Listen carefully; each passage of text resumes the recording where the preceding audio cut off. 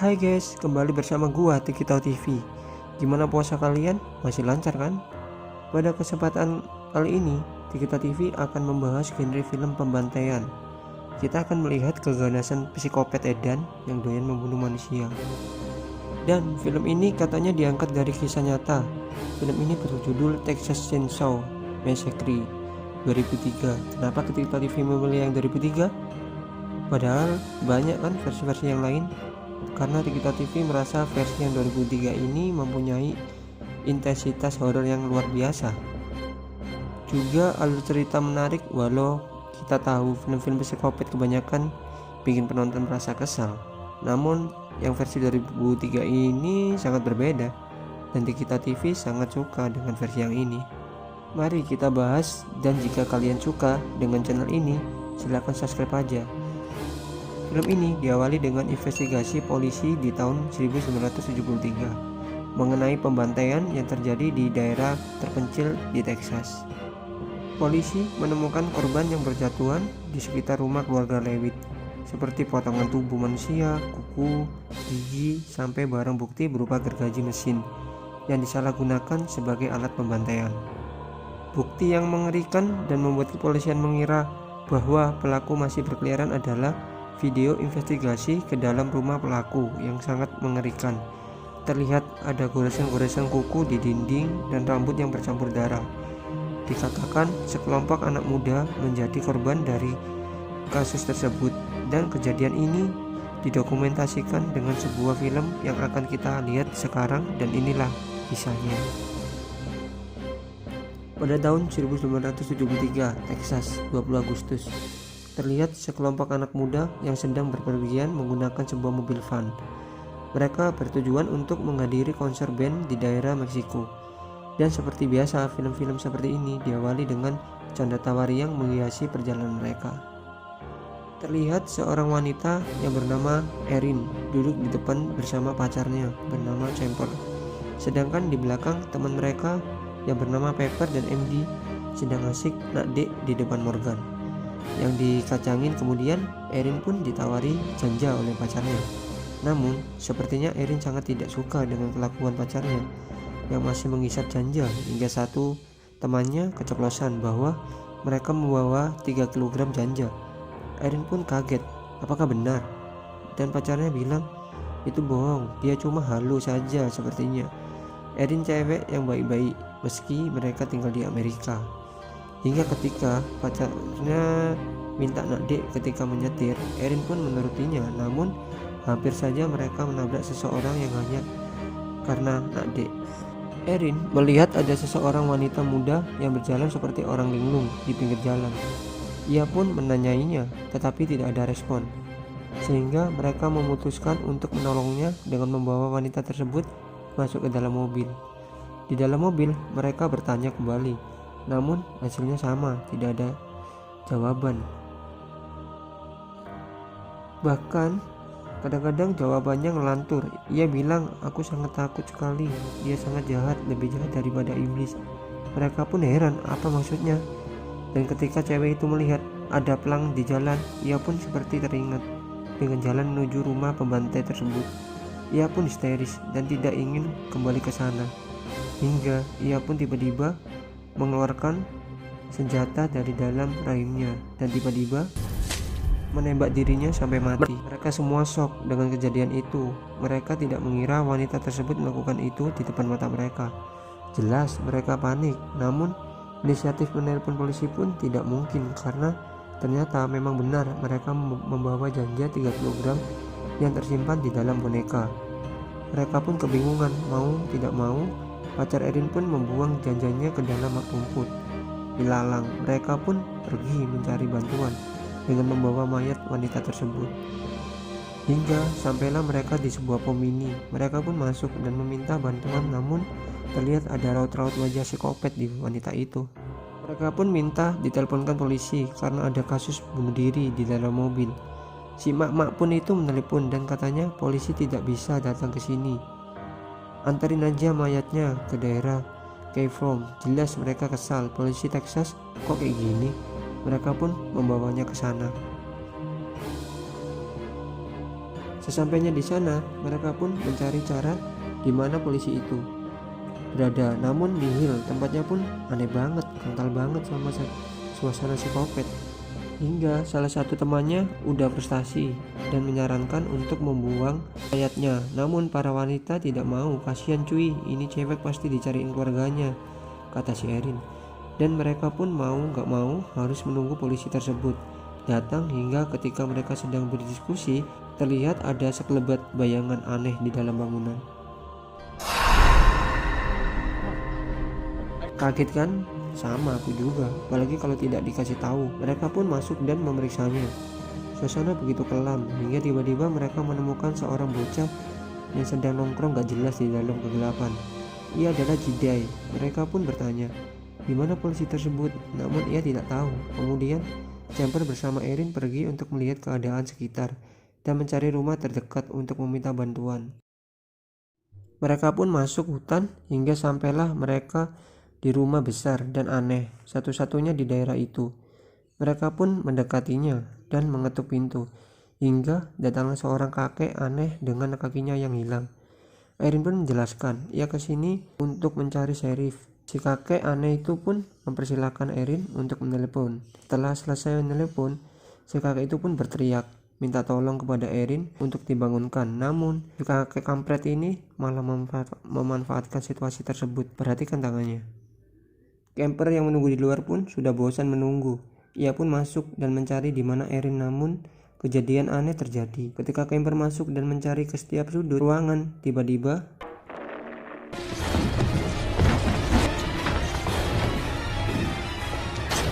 ada seseorang dengan topeng aneh memukul Camper dan menyeretnya masuk ke dalam basement. Erin pun yang mendengar itu pun kaget dan mencari Camper, namun tidak ketemu. Ia pun mengira Camper sudah pulang, maka ia pun pergi. Di sisi lain, temannya yang sudah menunggu akhirnya mendapati sheriff itu datang. Namun dengan kelakuan yang aneh dan cenderung agak gila gitu, ia pun membungkus mayat wanita itu ke dalam mobil lalu pergi. Dikira masalah sudah selesai, Erin pun datang dan bertanya, Camper kemana? Jelas mereka tidak tahu, kan tadi pergi sama si Erin. Mereka pun mencari Camper di mana, hingga sampailah ke sebuah tempat aneh yang dipenuhi dengan mobil-mobil aneh dan rongsok. Saya sudah mengira mungkin ini adalah mobil-mobil para korban yang telah dibantai psikopat. Hingga salah satu temannya menemukan gigi-gigi manusia. Kemudian Andi pun menemukan ada toples berisi air dan di dalamnya terdapat foto. Namun foto itu terlihat tidak asing. Wajahnya mirip sama cewek yang bunuh diri. Dirasa semua mulai aneh, mereka pun bergegas mencari Camper dan segera pergi dari situ. Erin pun berinisiatif untuk kembali mencari Camper di rumah psikopat itu. Ia pun ditemani Andy dan yang lain menunggu di mobil. Sesampainya di sana, Erin pun kembali masuk ke dalam rumah dan Andy bersiap-siap menyelinap masuk ke dalam rumah. Ternyata si Camper udah menjadi bahan percobaan psikopat itu dengan peralatan-peralatan khas psikopat yang mengerikan. Camper pun dirasa sudah tidak akan selamat. Andy pun masuk ke dalam rumah tersebut dan menemukan banyak sekali hal aneh di dalamnya. Salah satunya terlihat ada daging-daging seperti dendeng manusia. Hingga tanpa sengaja Andy pun menjatuhkan benda yang membuat suara yang keras. Si kakek pun tahu ada orang di dalam rumah. Ia pun marah dan berkata, kau tidak akan lolos dari sini. Ia pun mengetuk tongkatnya ke lantai dan berkata, Pet, Kopet, naik ke sini dan bawa mereka. Dan tiba-tiba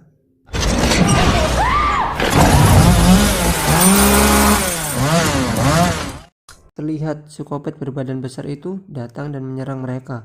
Andy pun menahan gergajinya itu menggunakan kunci plus dan Erin pun lari sekencang-kencangnya. Kini Andilah yang jadi korban psikopat itu. Ia pun ditebas bagian kaki sampai buntung dan ia pun dibawa masuk ke dalam basement. Erin pun ngacir, bodo amat, terobos ajalah, apapun yang penting ia bisa lari dari psikopat tersebut. Ya gua juga pun kalau ketemu gituan pasti ngacir sedan-edannya sih.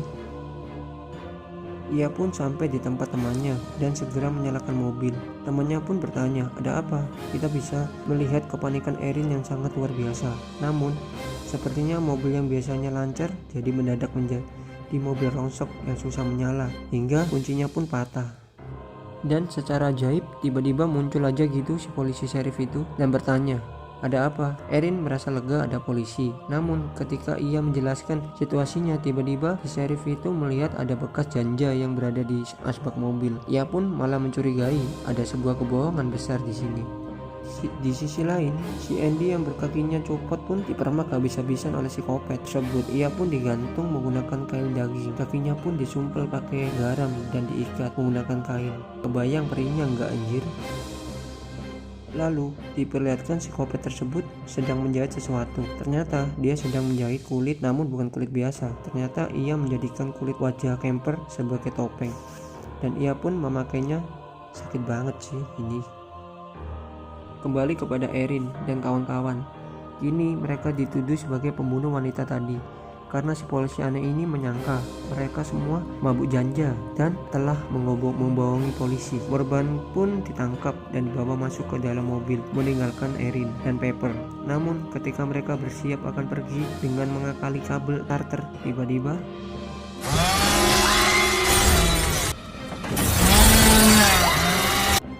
psikopat itu pun tiba-tiba bisa berteleportasi dan menyerang mereka. Psikopat mah aneh, mereka pun hampir mati.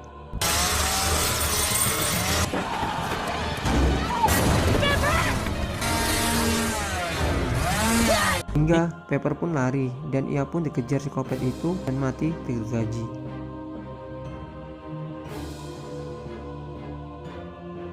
Dan ketika Erin melihat psikopat itu, ternyata ia menggunakan topeng dari kulit wajah pacarnya. Mengerikan sekali. Erin pun kembali lari ngabret belusukan sekuat tenaga karena dikejar-kejar psikopat gergaji tersebut. Hingga ia menemukan sebuah rumah mobil dan meminta tolong. Namun ternyata mereka masih komplotan psikopat itu. Erin yang tidak tahu pun malah dikasih minum yang telah ditaburi obat bius dan ia pun pingsan. Setelah sadar, ternyata Erin sudah dibawa masuk ke dalam rumah psikopat. Ternyata polisi Edan pun termasuk dalam komplotan psikopat. Simpelnya, mereka adalah keluarga psikopat yang samawa. Erin pun kembali dipindahkan dan dibawa masuk ke dalam basement. Di sana, Erin melihat banyak sekali hal-hal mengerikan yang psikopat itu lakukan terhadap tubuh korbannya. Hingga Erin melihat ada Andy yang sudah digantung. Ia pun meminta tolong. Namun kail di punggungnya susah sekali dibuka, malah ia merasa kesakitan. Andy pun meminta Erin untuk membunuhnya. Erin pun dengan berat hati dan terpaksa harus menyudahi penderitaan Andy. Kemudian Erin pun menemukan Morgan yang sedang trauma berat. Erin pun menolongnya dan untung saja si bocil aneh itu datang menolong mereka. Ya, memang si Jede termasuk ke dalam keluarga itu, namun ia sedikit waras. Ia pun menuntun Erin kabur, namun di belakangnya ada psikopat yang menyadari hal itu dan mengejarnya.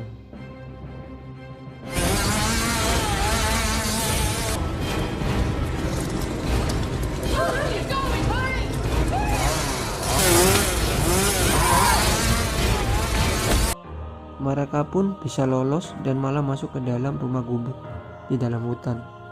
Jelas itu akan menjadi santapan empuk bagi psikopat gergaji ini. Mereka pun bersembunyi di dalam rumah itu dan terjadilah peta umpet kematian. Hingga dengan saktinya psikopat itu tahu keberadaan Erin. Erin pun ditangkap dan Morgan berusaha menolongnya. Namun Morgan malah menjadi santapan empuk gergaji itu.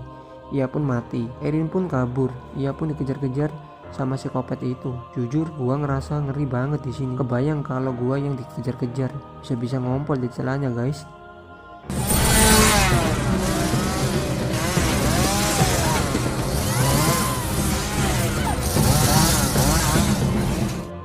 Hingga untung saja Erin bisa berhasil keluar ke jalan, dan ketika psikopat itu datang, dirinya malah kepleset dan gergaji itu mengenai pahanya. Ia pun menangis kesakitan. Mamam pikir nggak sakit apa. Namun seperti biasa psikopat mah kuat. Erin pun berlari masuk ke dalam pabrik pemotong daging. Ia pun peta umpet lagi di sana.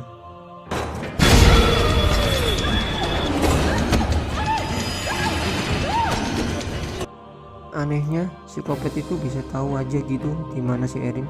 Ia pun kabur masuk dalam penyimpanan daging. Dan jelas, ia pun ketahuan. Erin pun hampir kena gergaji di bagian selangkangannya.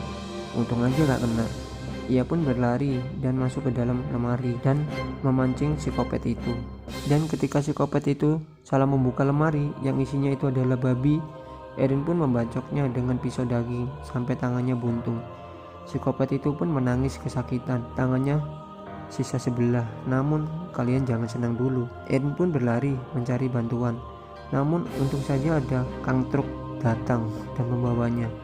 Ia pun meminta pertolongan, namun bodohnya malah kesini lagi minta tolongnya ke tempat pemini psikopat yang kemarin.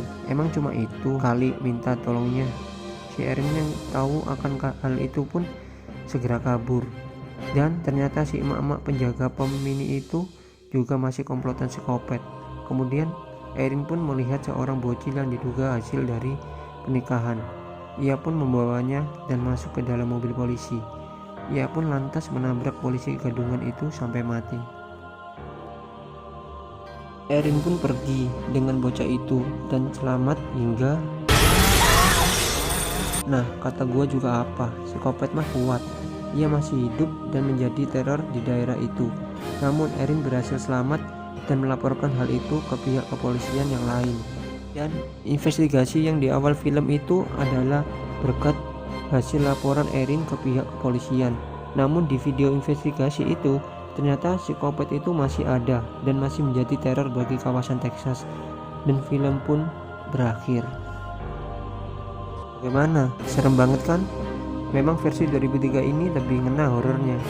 Dan katanya psikopat ini masih berkeliaran 5 tahun kemudian setelah kejadian tersebut, namun dengan tangan yang sebelah.